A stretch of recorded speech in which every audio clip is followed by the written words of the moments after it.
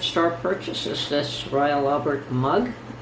Pattern is Memory Lane, and as you could see, the price I paid was $2.99. These are my absolute most favorite mugs to use for coffee or tea or anything of that nature.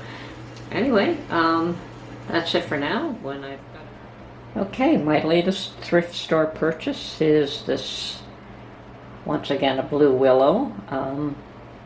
Looks like a little flower pot, and that was $1.99.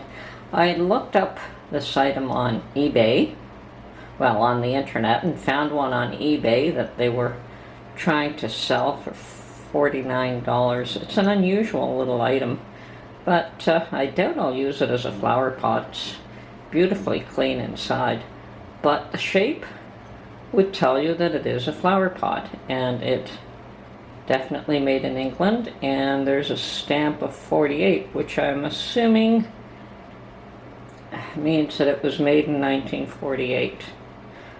So it is a bit of an antique, and for $1.99, great little buy to add to my blue willow collection.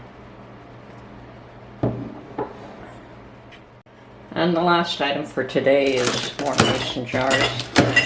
This box of mason jars cost me $4, and which isn't bad because most times they try to sell these jars for a bit more than that individually, but when you get them in a box package like this, sometimes you get a better deal.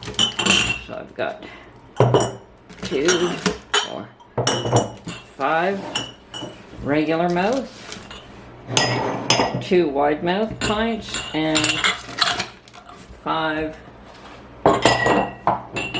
half pints. And they all look like they're in great shape. No chips that I can see. I will have to check each one individually. Nothing there. Nothing there. No, that's fine.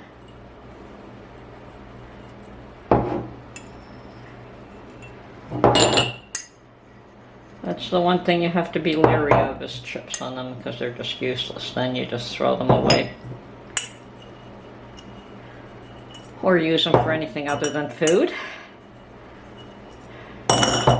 Might use them to store nails or something, but certainly not for canning.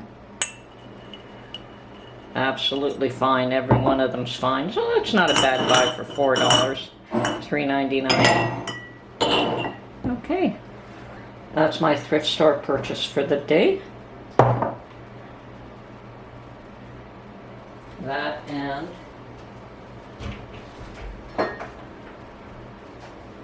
yes, my very pretty Royal Albert mug, which I showed you already.